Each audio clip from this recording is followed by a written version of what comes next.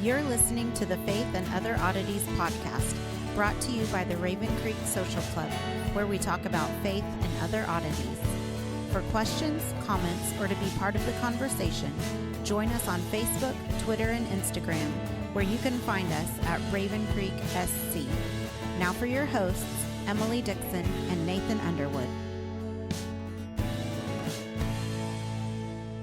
Well, hey everyone, welcome back to Faith and Other Oddities, the show where Emily and I read the Bible and discuss it. It's been a little while since Emily and I have, well, it's been 2 weeks really, since Emily and I have been recording. But that But we feels did, like a long time for us. feels like forever. Last week was the first time we didn't have a whole episode planned and ready to go. But we did get to spend Thanksgiving together, which was kind of cool. Had a house full at the new place. Yeah, the house was very full of family, so that was good. But yeah, so last week I asked you if you wanted to join. You said you were just wiped out from hosting holidays. We Yeah. just kind of did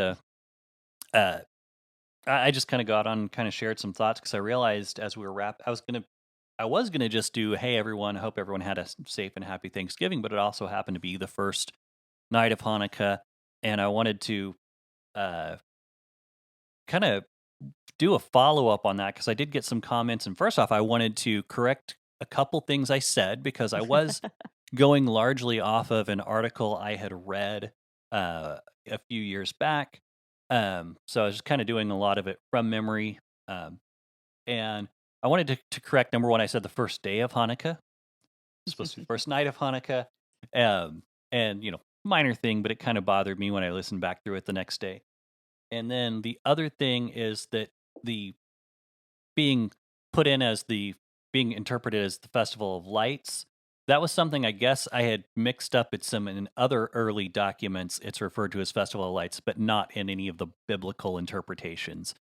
So I wanted to correct myself on that because make a mistake and you get some correction, you should own it. So want to throw that out there. And just also, I was actually kind of shocked. We probably have gotten more direct feedback on that episode than we have on a lot of others, which is really funny to me because it's so out of character for what we do. But I did want to address a couple things. There were a few different comments. I'm not going to necessarily be addressing any of them directly. I'm not going to really be reading any of them, but we did have some people mention that one of them is a feast, one of them is a fast, which I get that they're two different types of holy days. My main point was that they were things that were not prescribed in Torah. They were things that were added to the feast calendars later, and it is a minor feast. Right. It's not a big one. But my main point was just they weren't prescribed in Torah. And here you have Jesus going to one and you have him avoiding another. And again, I don't know exactly how it was celebrated at the time, but I would assume because they did have the temple, I assume there would have been some kind of feast at the temple because it was about the dedication. So we do have Jesus attending and know it. And some pushback I got was, it doesn't say he was celebrating the feast. It's a man-made tradition, and that when he was there, that he was threatened to be stoned. So there's no way we can say that he was celebrating it. It also doesn't say he wasn't celebrating it, but he definitely was in attendance because it's likely it was at the temple that was being celebrated, the dedication of the temple. Right. Because Solomon's portico or porch or however you want to translate that word at the temple where the celebration was. So again, I don't know all the details of how it was celebrated. I didn't get a lot of time to do a ton of research this week. I had a long work week. But I do want to point out it's really interesting there you go. Well, I'd also wanted to point out in John 10, when you get to 22 and 23, those verses that talk about the festival, if you back up and look at what happens before that, again, context is everything. Scripture interprets scripture and gives you context and keys to what's going on.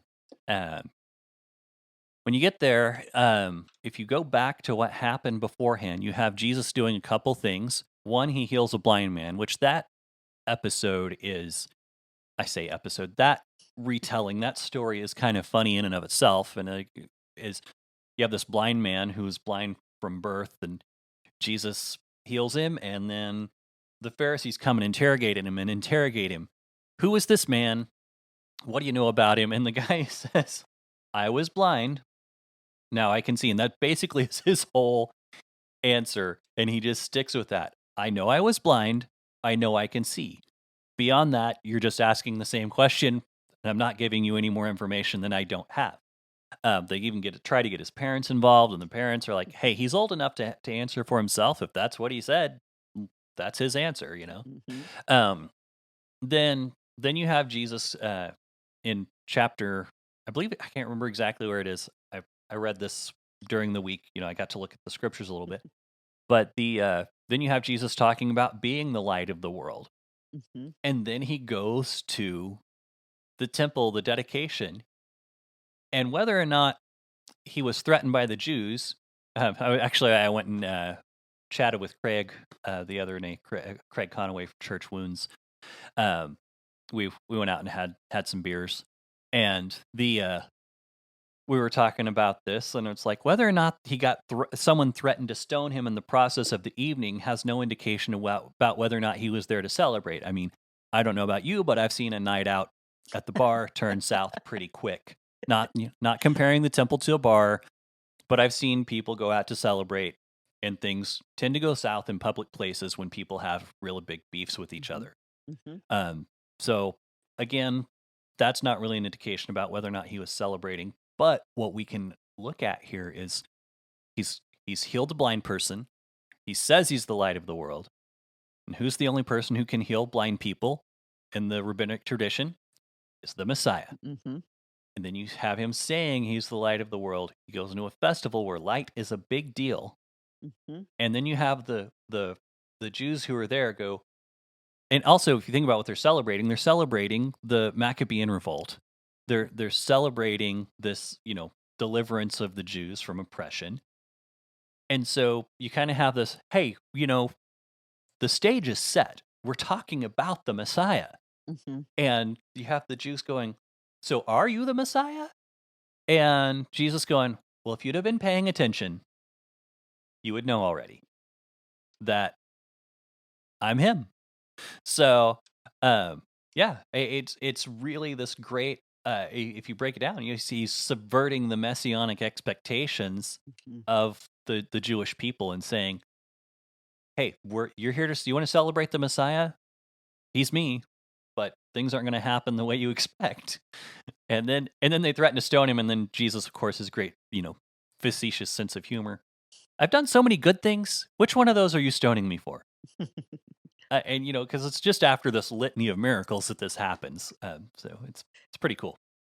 Well, and that's one of the things I do love about when Jesus is dealing with the crowds. Like they will come at him with an accusation, and then he has this almost sarcastic kind of backhanded way of saying, "Wait a minute, what are you doing? How are you thinking about this?"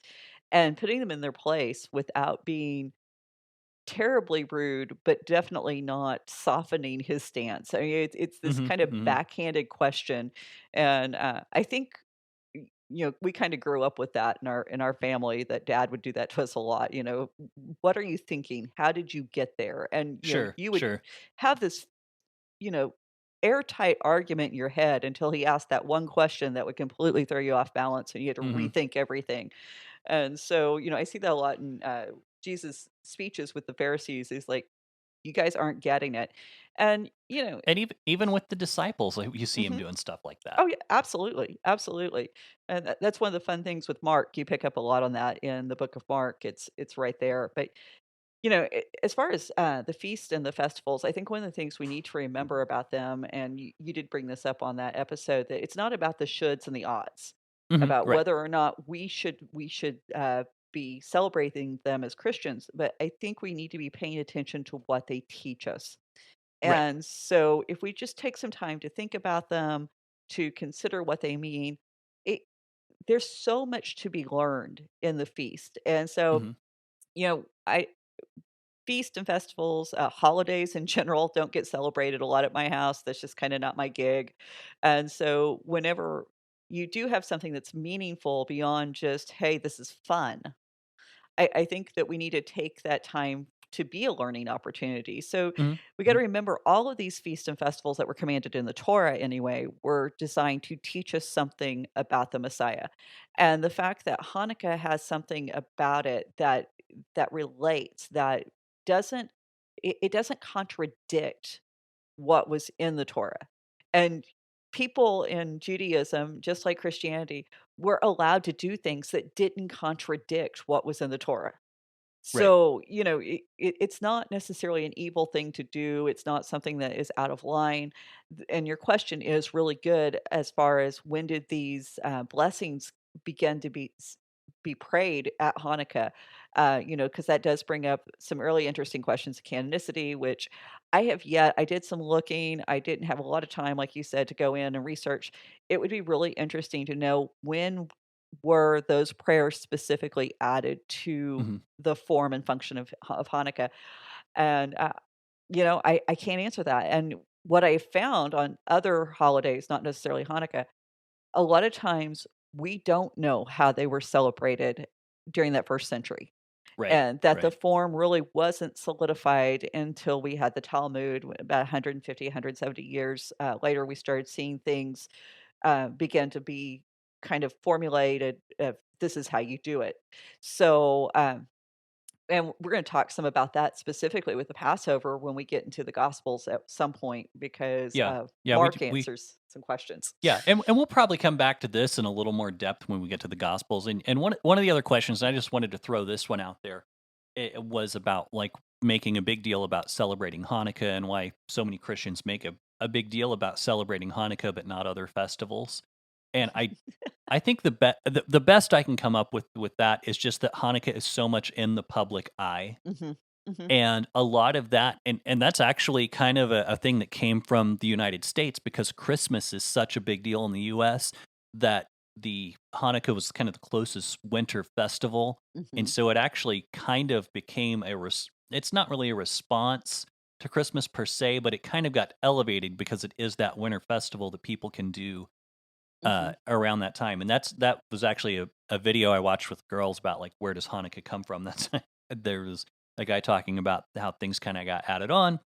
But I do think it's a good idea anytime we have, especially we have Christmas becoming very commercialized. We have basically any holiday becoming very commercialized. I think it's important if it's something that's being in the public eye, getting scrutinized. If there's something we can use to teach from it, Hmm. let's use it as a teaching opportunity. Absolutely. And again, it's not a should or ought, but I think it's an opportunity. And I know that, growing up, you'd have commercials on TV, Merry Christmas and Happy Hanukkah. And you're like, Hmm. you would ask mom, and dad, what's Hanukkah? Well, it's some Jewish thing. It's something that the Jewish Has people do. candles. Well, we didn't even get that information. Yeah, it's something that Jewish people do. Hmm. I don't think anyone ever referred to it as quote Jewish Christmas as some people tend to refer to it, which it's It's obviously wrong. not. Totally wrong. Um, but we just didn't have the information, and we do get an opportunity to share with our girls that there's an important story that happened here. Well, and So I think it does. It kind of it can be an introduction to the other feast if you're willing to put in the extra effort. And somebody brought up the fact that you don't see a lot of Christians celebrating Purim. Uh, I would that was Greg, and I yeah, I would did like love that. I would love to see some of my Southern Baptist friends join me in a celebration. But anyway, that's If you know anything about the Feast of Purim, that's hilarious. it's there's alcohol involved. Hmm. You should go look it up. But anyway, I Anyway. just wanted, yeah, I didn't want to take up too much time with that. I know we're 15 minutes into wrapping up Hanukkah, but um, post Hanukkah wrap up, uh, I just wanted to kind of clarify some things and bring some light to some things that I might have missed as not being the greatest presenter in the world. And you know, also it was a little weird flying solo last week. I usually have you to play off of. Um, but yeah, so that's that. And again, when we get into we're planning after Kings, we're planning to go into the Gospels, Mhm. which I think will be really great. I mean, to have all those stories quote unquote fresh in our minds, even though it'll be probably a year or so removed from the beginning. But having gone through the study of the Kings in Samuel, uh, to just go at this the Mhm. gospel with that kind of coming from that trajectory and Mhm. seeing what we can get out of it and seeing those things like the messianic messages and things like being at the feast of dedication. Mhm. So anyway, that being said, let's get back to Second Samuel. Yeah, we're still in chapter 19. We're going to be here for a while. We got a lot of things that are happening, a lot of throwbacks to previous stories. I, it was one of those chapters that I just kept finding myself going, okay, if I can get through the next 3 verses, I will take a break and prep. But then Mhm. you get through the next 3 verses and it's like, well, I better get through the next 3 because I don't want to forget that point that ties in with this point. So, very rich chapter. Yeah. Well, before we get too far into that, catch us up because it has Mhm. been 2 weeks, and since Yeah. since we've had anything, so catch us up to where we are. Okay, so Joab has killed Absalom despite the fact that David had told him not to. We've Hmm. had the 2 runners come back with the news that that Absalom has been killed. David has gone into mourning. He is up on the rooftop. Or sorry, in the room above the roof, above the gate. He is just completely distraught over the fact that his son has died, rather than the fact that his army won. That he is still king of Israel. He's still king of Jerusalem because his army won, and so he had locked himself away. The people, instead of celebrating this great victory, instead of coming into the city, parading through, being, receiving the acclaim and the honor of the king for fighting on his behalf, they just kind of slink away home like they had lost. And so their hearts and their spirits just were crushed.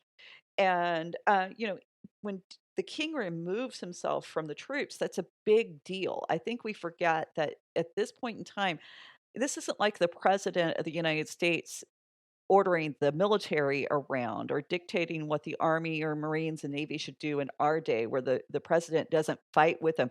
A king fought with his army. And remember, at the beginning of this, David had said, hey, I'm going to go out with you. And it was his generals who said, no, don't do that, because if you're dead, then everything's lost. There's no point in fighting.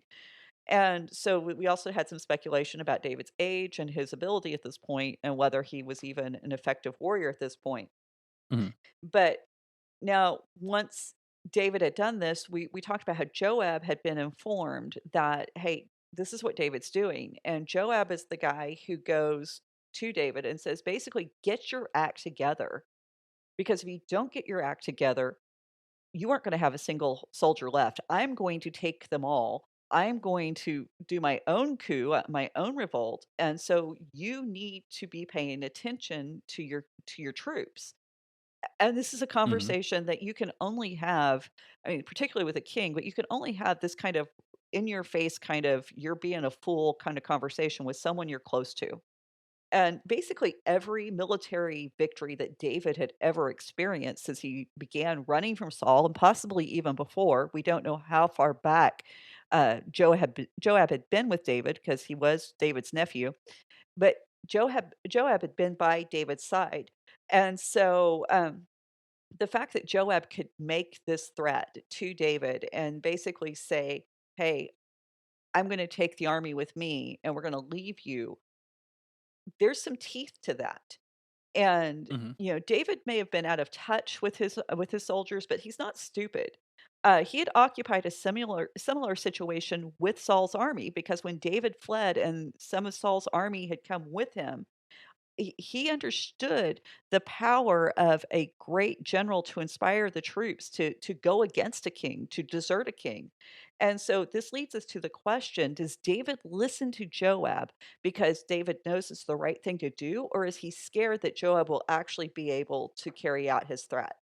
So we're going to pick up in verse 8 and finish off that little section. It says, "Then the king arose and took his seat in the gate, and the people were all told, 'Behold, the king is sitting in the gate,' and all the people came before the king."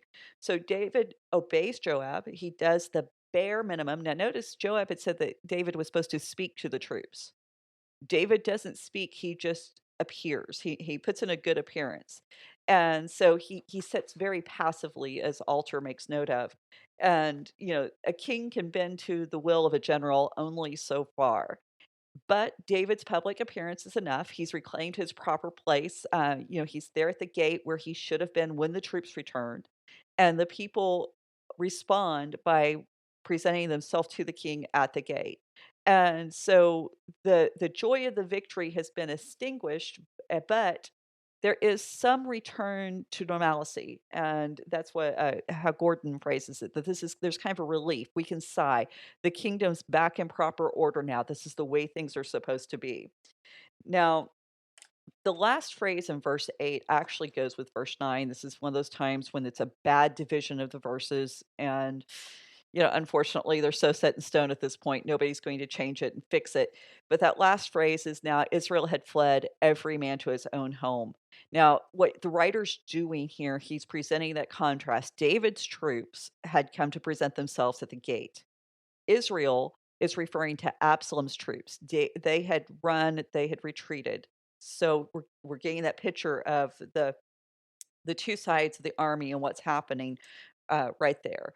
So those with loyalty to the true king can now come before him boldly and with assurance and find comfort in his presence. And those who betrayed him, they're hiding in fear, which is a pretty smart thing to do. Well, I mean, if you think about it, you've got news that the king's army have killed his own son for betrayal. How much Mhm. worse is it going to be for those who followed him? Precisely. I mean, they're not even family, right? Well, well, some were and some weren't, because we gotta remember a lot of Absalom's army were from the Well, tribe of that's Judah. true. That's true. And But s yeah, I mean, just thinking about it, like it wasn't even, it's David's army kills his own Mhm. son. How much more is this kind of this wrathful, vengeful What's a nephew king? or 2? Yeah, exactly. So then there's kind of a point to be made about that later, I think. But Mhm. go ahead. Yes. Well, and that's really what the setup is. We need to understand, and we need to not downplay how big this revolt is. In this time and culture, if you defy the king, the first and most appropriate thing to do is to kill that person. I mean, you don't let somebody rise up against a king without trying to set these boundaries, because you don't allow rebellion to even begin to Mhm. fester, because at this point being king is not a matter of election, it's who kills everybody else.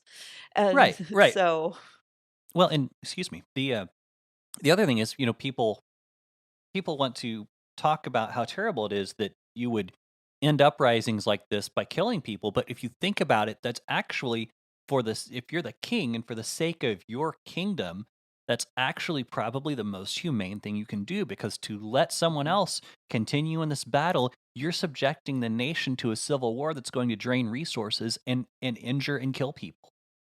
And it's probably Mhm. going to take a long Yes. time to get settled.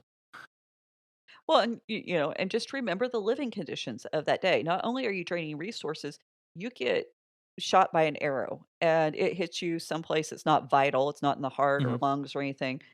That still can kill you. Why? Because you don't have Neosporin. Right.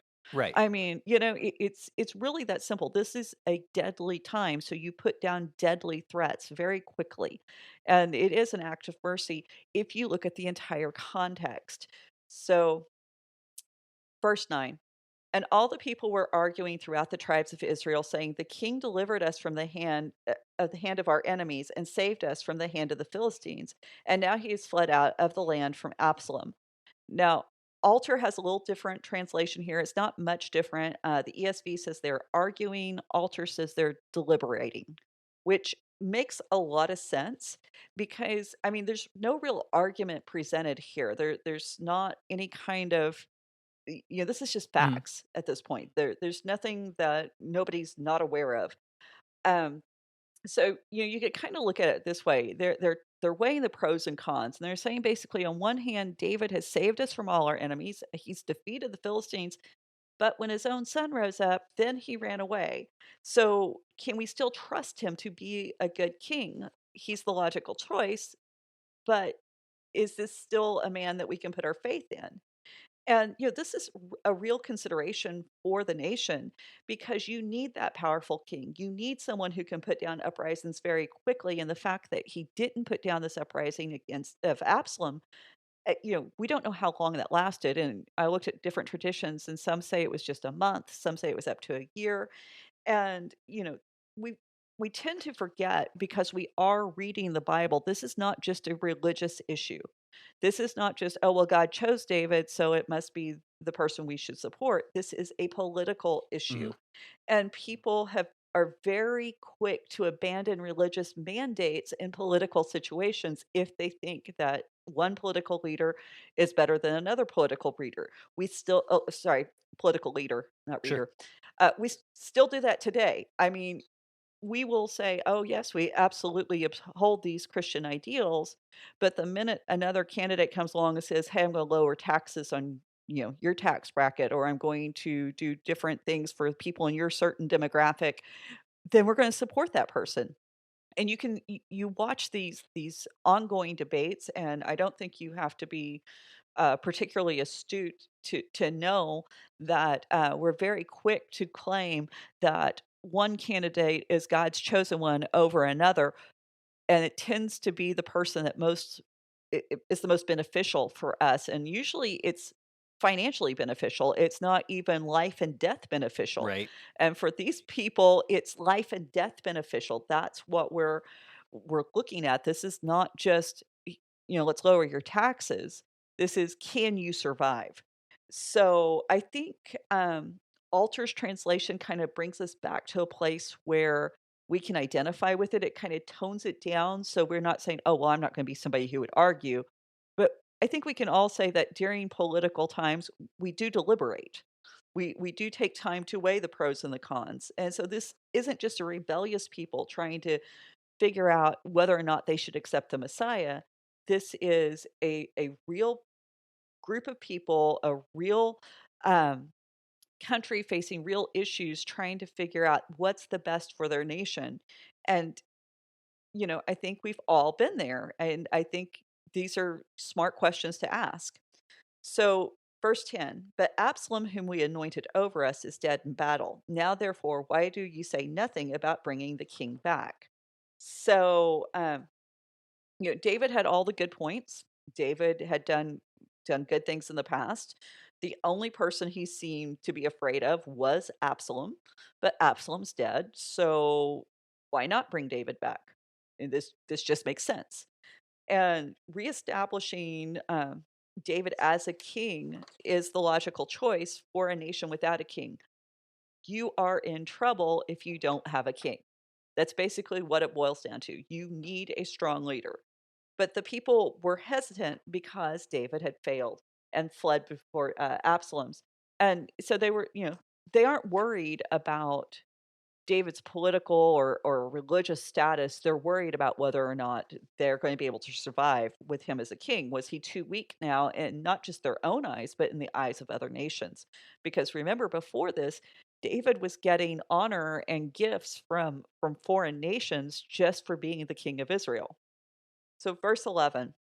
And David sent this message to Zadok and Abiathar the priest. Say to the elders of Judah, why should you be the last to bring the king back to his house when the word of all of Israel has come to the king? Verse 12. You are my brothers, you are my bone and my flesh. Why should you be the last to bring back the king? So, surface level, basically, Judah has the most reason to be reluctant for bringing David back because both sides of the family were involved in this problem. Mhm. Uh, Joab was David's general, that's David's nephew, But Amasa, Absalom's general, was also David's a nephew and Joab and Absalom's cousin. So we talked about this before. This is a giant family feud. This is a feud among the tribe of Judah specifically that then spilled over into all of Israel because it was the royal family. David's from Judah.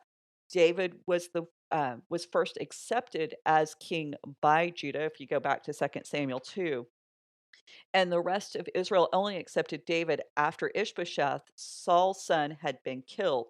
And, Abner, Saul's general, we talked about how he was the counterpart to Joab for Saul.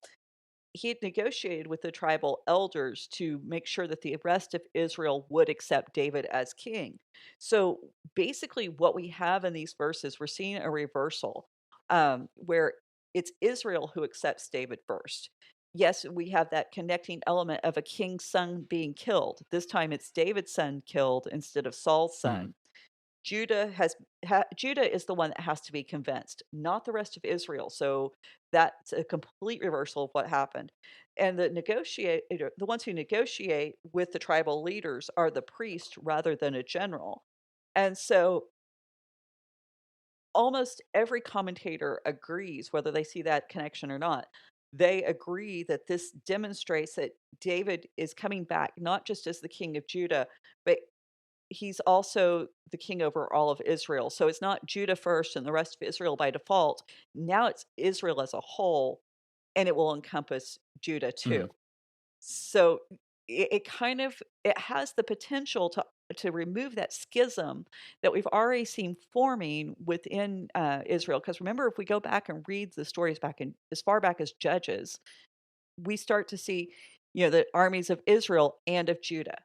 There's already that separation between the two, and to be just the king over Judah would have been a real possibility. And remember, David had even moved his capital to Jerusalem so that it would be between that dividing line between Judah and Benjamin, the two tribes, so that could be some kind of unity. And I kind of wonder how well this kind of parallels what we see in Acts, where Jesus comes first to the Jews reject him, and then Acts we see the gospel going out into the whole world. I think there's some play between these two scenarios that we could gain a lot of insight from. And in this situation, Judah would represent the Jewish Mhm. nation, and all of Israel would represent the rest of the world. Of course, Jesus is the Messiah. Jesus is the King of the Jews, just like David. Like David's supporters, while Absalom ruled, who waited for David to return, that's kind of where we would be in this scenario. And so I have to wonder if this hesitancy of Judah to proclaim support for David doesn't mirror what Paul describes as the partial hardening that's come upon Israel. And he talks about how that's until the fullness of the Gentiles has come Mhm. in, and that's in Romans. So we know that during this time, the gospel is being preached to the Gentiles, and at this point, this would be when Israel is learning about David, when they're talking about David and deciding to accept him as a king. So in David's case, reestablishing his position as king was only complete and effective when he was king over all the tribes, just as Jesus' reign will encompass the entire earth. He's not going to settle for a partial victory. Mhm. And so if this is correct, and we see this falling into that type, that foreshadowing of Jesus in David's life, the story only becomes more interesting as we move forward, especially in verses 16 through 43, but we'll wait to get there. So I think that we can see once again how much David foreshadowed what will happen with Jesus' life ministry and his return if we're looking at big picture. But, there's always those points where types and foreshadowing and metaphors all fall apart. They don't present a whole picture. They're not supposed to. Right. So let's let's not forget that. Um, you know, David is definitely going. We're going to see some pretty brutal failures even still. And I know a lot of people think, oh well, after Bathsheba, David repents and he gets it right and everything's great. No, the man still has Hmm. problems after this point. So, but what we do find in this story is that David actually, in his failure to be the Messiah, and we got to remember the terms of Messiah had already been laid out. We should know what to look for when we're talking about the Messiah. When he fails to uphold those ideals, he does irreparable damage to the kingdom, and we're going to talk about how that plays out. But stay tuned. So, verse 13. And said to Amasa, "Are you not bone of my?" And say to Amasa, "Are you not bone my bone and my flesh? God, do so to me and more also, if you are not commander of my army from now on in place of Joab." So this is a really interesting move on David's part. Amasa was Absalom's general. Amasa was the one who led the military revolt and rebellion. He was David's nephew, Joab and Absalom's cousin, and he was not somebody who passively accepted Absalom moving into Jerusalem. He was an active member of this, and I think we need to remember that if Amasa had had the opportunity, he would have killed Hmm. David. Okay, this is not somebody that you can just go, oh well, he got caught up. No, he led it. He was part of the movement. Now, on the surface, this seems like a really crazy move. I mean, what king says, "I'm gonna make the enemy general my personal general?" Especially whenever he's replacing Joab. Joab, who has been with him this entire time. But basically, what David's doing here, he's doing 2 things. Number 1, it has the benefit of punishing Joab for defying him when Joab did kill Absalom despite specifically being told, "Don't do Right. it." So you've got that going on. But it also signals to the rest of the nation that David is willing to forgive and he's willing to restore any of those who are involved in the rebellion if they stop now. Hmm. And so this message of reconciliation really it's very striking whenever it's extended first to somebody who was such an active part of the rebellion. And it's not just for people who were on the fence. So it's kind of a two birds with one stone. And later we're going to find out that David considers this punishment insufficient for what Joab has done, and we'll get there when we get into Kings. But by by putting Amasa in this place, he's not just reuniting the nation, he's reuniting his family. And this is verified by what's in the next verse, verse 14. He says, "And he swayed the hearts of all the men of Judah as one man, so that they sent word to the king, 'Return both you and all your servants.'" Now, the Hebrew is a little ambiguous. We don't know when it says he swayed, is it referring to David? David swayed all the hearts of Judah because he appointed Amasa, or did Amasa sway the hearts on David's behalf? We really don't know. Both translations can be supported. There's traditions that support both views, but the idea that David needed help to solidify his support in Judah is not Right. far-fetched. We've already seen that Joab would not have been able to make his threat. Absalom would not have been able to have his rebellion if David's hold on the rule in Judah was not already Right. slipping. And so, and I think we need to remember that, you know, where David is at this point, he didn't fight with Joab at Rabbah. Shimei felt confident enough to curse David and to throw stones at the king. Any other time, this would have got him killed. Ahithophel blatantly betrays David and becomes Absalom's counselor, despite having been David's counselor up to this point. Absalom was actually emboldened enough to think that he could pull off this rebellion, to pull off this coup. And, when Joab comes back and is able to bully David into doing what he thinks is right, we should start to be getting a sense of just how tenuous David's hold on the throne really is. He is not the stable, strong leader he once was. And it's very likely that David needed Amasa to solidify his position with Judah, and basically anyone who supported Absalom, because if they would support Absalom, then they would definitely follow Amasa as Absalom's second in Right. command. So the king, this is verse 15. So the king came back to Jordan, and Judah came to Gilgal to meet the king over the Jordan. So Gilgal's pretty close to Jordan. This is the place where Saul was crowned king. And it's significant that this is the place where David's reign is reaffirmed. It simultaneously signals that he's Saul's successor, but it also signals that David might be in trouble, because remember, David gets himself in the most trouble when he starts acting like Saul, Hmm. when he forgets who he is. And unfortunately, David singling out Judah this way and saying, hey, you need to support me, actually has some unintended consequences down the road. So we're going to talk about that later. But verse 16.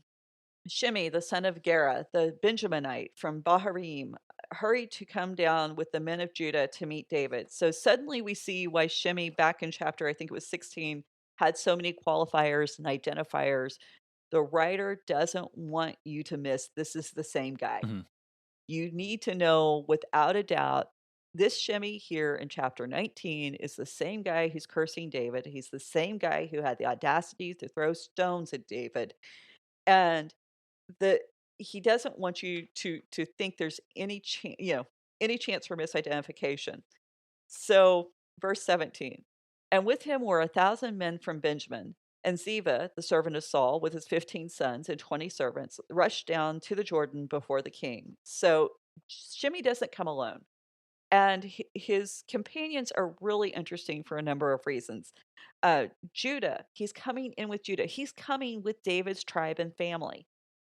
It's really strange that he would choose as a Benjaminite to actually show up with this group. And probably the only reason why he felt bold enough to do so is because he knew that not every man in Judah would hate him for challenging David's reign. I mean, after all, how many of them had supported Hmm. Absalom?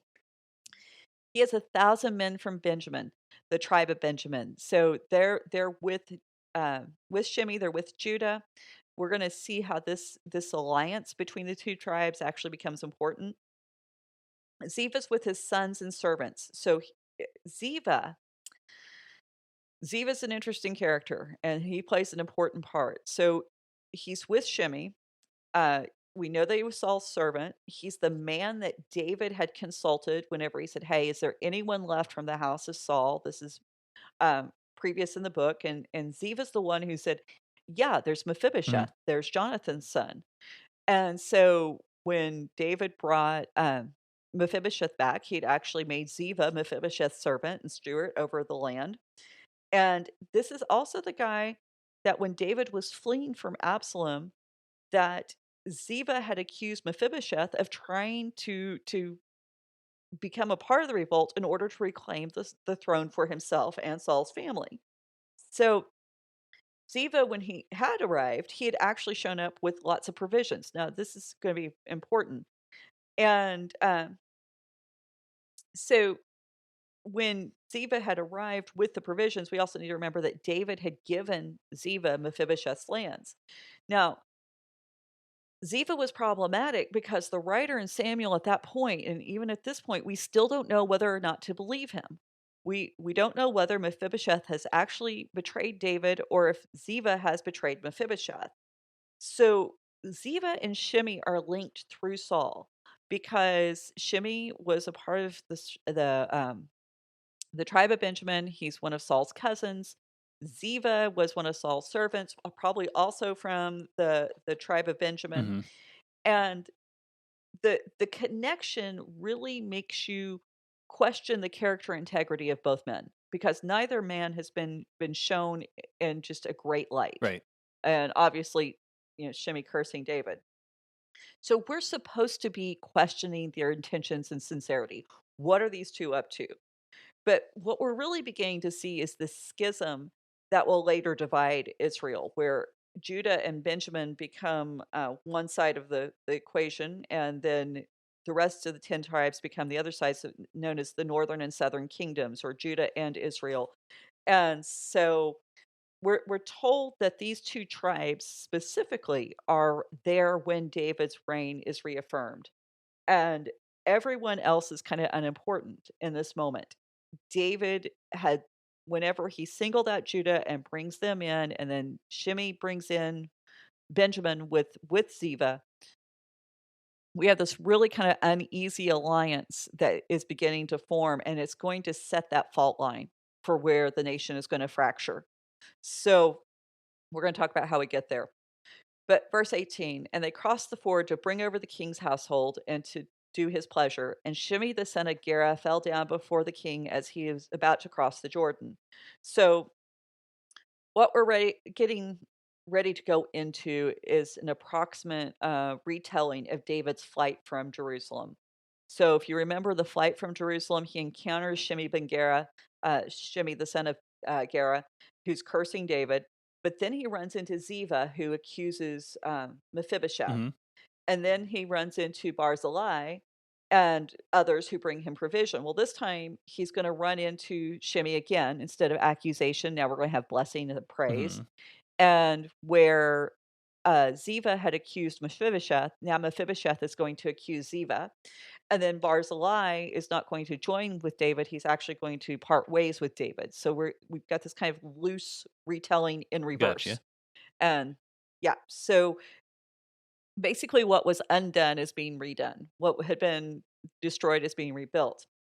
So verse 19, and said to the king, let not my lord be guilty, or hold me guilty, or remember how your servant did wrong on the day of my lord left Jerusalem. Do not let the king take it to heart. For your servant knows I have sinned. Therefore, behold, I have come this day, and the first of all the house of Joseph, to come down to meet my lord, your king. Okay, so anyone with half a brain is suspicious of anyone who talks like this. Okay, just know this up front. And Shimei had cursed David when it appeared David had lost power. Now that David is coming back into power, now Shimei's all kissing his butt. And David has done nothing to rectify the situation or the circumstances that Shimei had accused him Right. of. Shimei said, "You're a man of blood because you killed the house of Saul." David couldn't fix that. Well, number one, David didn't do that, but the fact that that David had not even addressed any of Shimei's uh, Hmm. charges, hadn't proven himself innocent, hadn't tried to vindicate himself. I mean, he just let Shimei go, and now Shimei suddenly had this change of heart. It's suspicious. And so the only thing that has changed in this whole situation is now David's reclaiming the Hmm. throne. And another reason why this is suspicious is Shimei exaggerates who he represents. He doesn't say, from the house of Benjamin. He says from the house of Joseph. Now, this is not a mistake. This house of Joseph is a term that includes Benjamin and then the two half tribes, Ephraim and Manasseh. Okay. And so he's saying, I have more influence than just Benjamin. I encompass both all three of these tribes. And so this is the reason why you need to accept me, because I bring the support of the three of the tribes, not just Hmm. one. And there's also kind of a play. It's a play on traditional and cultural circumstances. You have to remember back in Genesis, and you can go back and listen to our episodes on this, Judah was Joseph's protector. Whenever they threatened to kill Joseph, Judah was the one who says, it doesn't gain us anything to kill our brother. Let's sell him into slavery. Here, put him in this pit. And there's a suggestion that's with the idea that Judah would go back and save him later, Hmm. but then he was sold into slavery. When um, they go down to Jerusalem, no, sorry, Jerusalem. When they go down to Egypt to do the trade, Judah's the one who says, if Benjamin doesn't return safely, take my life. I'm willing to take his place. So Judah is the one who actually takes responsibility. He's the first guy in the whole Bible to repent. And we talked about that with the Judah and Tamar Sure. episode. But Judah was the one who took responsibility for what happened to Joseph. He was the one who understood that they had messed up. So basically, Shimei's playing on that. As a member of Judah, you have to protect me because I'm the little brother. Hmm. I'm the one who, if I die, the father's heart dies. It's this death to the father. So there's no there's kind of a play on these traditional obligations. And I think if you're a part of a large family, that shouldn't be surprising. There's certain things that, like, these are your roles. This is what you do, and you don't get to escape Sure. them. And so Shimei wants to bring up this traditional relationship. And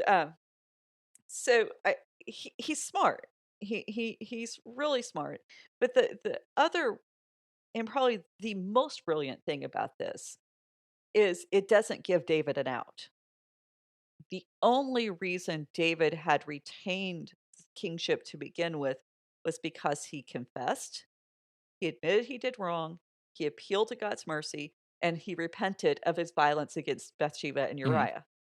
So now, if David responds with anything less than mercy and compassion, he's basically abdicated his position as God's representative on this earth, Sure. which is what the role of the king is to be. And so David can't do anything. His hands are tied because, and Shimei probably knows this. He seems like the kind of the guy who's going to keep up on all the royal scuttlebutt. He probably pays attention to the National Enquirer and all that good stuff. Hmm. So anyway, verse 21, Abishai the son of Zeruiah answered, "Shall not Shimei be put to death for this, because he cursed the Lord's anointed?" Now, if you remember back to when we met Shimei, Abishai was present then, and his first thought was, let's go down and cut off his head. That's what he wanted to do. And we've talked about it before, you shouldn't be surprised. Almost every time Abishai shows up, he wants to kill Hmm. someone. And the thing is, Abishai doesn't want to kill people without reason. Everyone Abishai wants to kill, there's a reason to want them dead, at least in this culture and context. In the mind of this ancient warrior, it's appropriate that the people he wants to kill die. So the first time we met him, this is 1 Samuel 26. This is when David spared Saul's life, and Abishai wanted to kill Hmm. Saul. Why? Because David was the proper king. Abishai believed that. In 2 Samuel 2 and 3, chapters 2 and 3, he wants to kill Abner. Why? Because Abner is still supporting the house of Saul, and there is the one little matter where, Abner had killed Abishai's brother. And we talked about why that was not appropriate for Abishai to want to take revenge, but Joab did wind up killing Abner over that. And now in both encounters with Shimei, his first response is kill him. And as far as political expectations and expediency, Abishai's attitude is right and proper for this time. If you got a problem with somebody who's challenging the leadership, take him out. We talked about this just a few minutes ago. This is the right thing to do. Don't let rebellion foment within your kingdom. That's just Right. wrong. And what's really interesting is Abishai is not stupid. He actually took a page from David. You could tell he's been listening. He says, Shimei needs to be killed. Why? Because he has cursed God's anointed. Why did David tell Abishai he couldn't kill Saul? Because Saul was God's anointed. And so this is the Abishai knows, hey, David has given valid reason for why I should be able to do this. Hmm. So David's response is the what's interesting here. Abishai's stereotypical. He's exactly what we should expect. But David says, this is verse 22a, says, "But um, what have I to do with you, you sons of Zeruiah, that you should this day be as an adversary to me?" So first, it's interesting that David uses the plural here. He doesn't use son. He's talking to Abishai. But most commentators believe that David is using this moment to kind of include Joab in this because remember, Abishai and Joab are brothers. And so, David's basically saying, y'all have a tendency to overstep bounds. you have a tendency to do what you think is right. You don't pay attention to me. He's including both of them and making it a family trait, not just a um, you're out of line this one time. This is just ingrained in your nature. Now, the second thing that's interesting with this response is the wording here. And the wording is, why are you an adversary to me? Now, if you know any Hebrew and you've been hanging around for Hebrew speakers for a while, you should be able to guess what the root word there for adversary is. Ooh, I know is you it know it. Satan? Very good, very good. And if you listen, I mean, I'm not saying there's like specific or identical connections between these two passages, but if you listen to these conversations, there's that same tone that you find in Job, where the Satan comes in with the sons of God. And, the charges that Abishai brings against Saul and against Shimei and against Abner even, they're justified. They are completely within the keeping and the bounds and the propriety of this day. This is why his response it isn't all that interesting because this is appropriate. But the Messiah, the David, the king, he's the one that steps up and says, "Wait a minute, there's a problem. There needs to be mercy. There needs to be compassion." And David's reasoning is just as fascinating as um, for his reasoning for mercy is just as fascinating as his reasoning for accusing Abishai of being out of line. Verse 22b says, "Shall anyone be put to death in Israel this day? For do I not know that I am this day the king over Israel?" So the reason why people don't die isn't because they're without guilt. It's because of the character and the integrity of the king. Hmm. It's no one's going to die because I'm king. Yeah, Shimei's guilty. There's no question of that. Um, but because I'm the king and because I have received grace and mercy and compassion, now I have to extend it. So the David is the one who breaks character. He's the one who defies the cultural constructs, and he's the one who does something so wholly unexpected. And I think that's a really interesting play because if we think about it, you know, we have an accuser, and the accuser comes at us with things that are often valid. We have sinned. We have made horrible decisions. We've done things that have gone against God. We've cursed God. We've thrown rocks at him, metaphorically speaking. But our fate isn't determined by our guilt Hmm. or even the charges of the accuser. What's our fate determined by? By the character and the integrity of our Messiah, of our anointed Hmm. one, of our King. And so to me, that's exciting because this is a really great foreshadowing, and that type is totally appropriate here in this Hmm. moment. And I don't think we're having to reach too far for it. No, and Uh, something else, and this is kind of what I was alluding to earlier, is when you have is all Israel is, kind of hanging out hiding because they're kind of going, oh, well, he was willing to kill his own son. What's he going to do to us? mhm, I mean, we kind of have a similar parallel with a lot of the misconceptions about God in our current culture, and probably mm, just about every culture who's ever heard about the crucifixion. I mean, you know they go, oh well, he killed his own son. What chance do I have? Kind of right, this idea. What a terrible person. But of course, it doesn't function the same way because right. you know it's it's the Trinity. It's the same God, which is again mind blowing. But it's not just some like it's not exactly the same, one to one, but it's kind of that same deal of like mistaking God's character because of misunderstanding uh the the scenario. Mhm, mhm. Well, and I hadn't thought about this, but when David says, "What if this to do with you, sons of Zeruiah?" Uh, Joab was an accuser of Absalom. And I do think there's some kind of parallel here within the accusers, and we're talking about how Satan talked with Jesus even in the temptation. And I think things can get real muddy, and we want to be careful with metaphors. But there's this really interesting idea that the accuser can only go as far as the king lets him.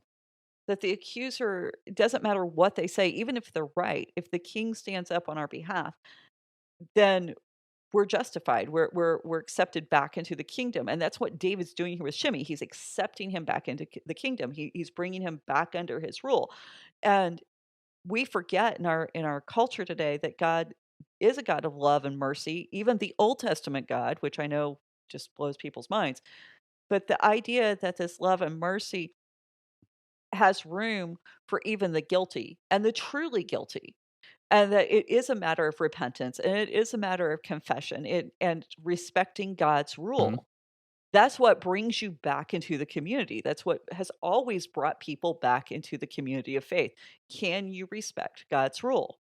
And, we have this tendency to think that, oh, well, we don't have to do anything as Christians anymore. How many times Jesus paid it all. Mhm. And of course, I mean, and I agree with that. We don't add anything to our salvation. We cannot do anything to earn our salvation. Let's make that very clear. But whenever we decide to become part of that community of faith and not just assent to the fact that Jesus is God and Jesus can and does save, and we want to engage that relationship, now we have to submit to the rule. And so there's this really weird. I got to talk with Ruth Whiteford about her paper she presented to SBL. It was a lot of fun brainstorming things, but we were talking about how sometimes the substance of salvation is not conditional, Mhm. but sometimes the form looks very conditional, and so we have to kind of find that space between motives and motivation, where motives kind of has that dark kind of negative connotation in our culture, and motivation has a more positive. Am I motivated to serve God because He loves me, or do I have motives? Am I trying to buy Him off? Am I trying to pay Him off? There's a difference, and the form doesn't always tell you what the difference is because the difference is in the substance of the Mhm. heart. And so, we can't really say, who's doing it right and who's doing it wrong other than ourselves. Only God can see the heart. But I just want to finish out this one little thing. And I know I'm going to go over just a minute, No, but we're I, totally I fine. think it's good that, yeah. So, verse 23, the king said to Shimei, "You shall not die." And the king gave him an oath. Now, David's words echo God's words through Nathan back in 2 Samuel 12:13, whenever Nathan says, "You shall not die." And this was after David's confession that he had sinned and that he wanted to repent. Now, the writer does this very intentionally. We've already talked about what a great writer he is. He's reminding us this really kicked off and started to come to a head with David and Bathsheba.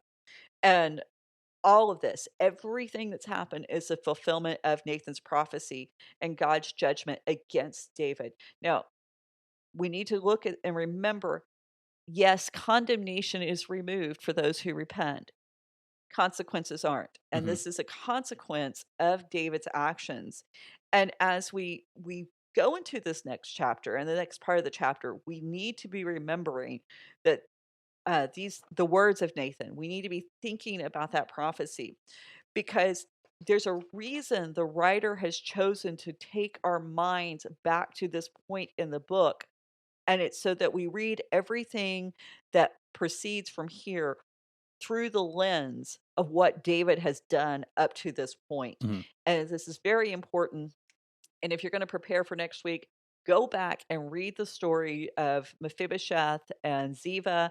Go back and read the story of Hanun and Akash.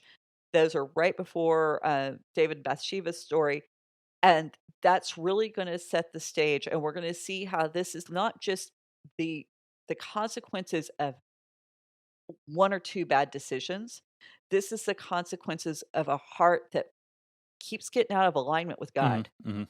And so that's the point, and I think people forget the point really is about bringing us back into alignment with God, Hmm. and that's what the rules are about. That's what all the teachings are about. It's not to make you feel bad. It's not to make you think you're a horrible person. It's to say, hey, these are the things that are necessary to have a good relationship and how you honor God in a way that's completely appropriate. So I had the on do not disturb, but it still decided to ring. Yeah, it's all right. So So, anyway, I think that's a good place to stop because then Mephibosheth is going to show up hmm again. yeah, I And think we then definitely I, need to get in. Yeah, be able to devote some time to that. So, Mhm. yeah, well, we'll go ahead and break there. And everyone, thanks for joining us. We're hoping you're having a good time. Hope you, for those of you who did celebrate Hanukkah, hope you had a good one. Um, we like to do it. It's fun. Um, There's food there's involved, chocolate. there's yeah, we haven't even got any. We haven't really got any gelt. Of course, we can't even get any. I don't know. The stuff we always get at Target's not very good. Um, so we just Lenders come in shiny wrappers. We're good. what's that? I said lender comes in shiny wrappers, so we're Yes, good. yeah, we can substitute some of those. But that being said, if you want to be part of the conversation, hit us up, Raven Creek SC, on all the social media. RavenCreekSC.com is the website, and we'll be glad to hear what you have to say and respond to feedback as we can. And in the meantime, I guess we'll see you next week. Thanks. Bye. Bye. You've been listening to the Faith and Other Oddities podcast, a Raven Creek Social Club production. Don't forget to follow us on Facebook, Twitter, and Instagram. If you like what you've heard, please write us a review on iTunes or consider supporting us on patreon.com/RavenCreekSC. As always, thank you for listening and don't forget to join us next week.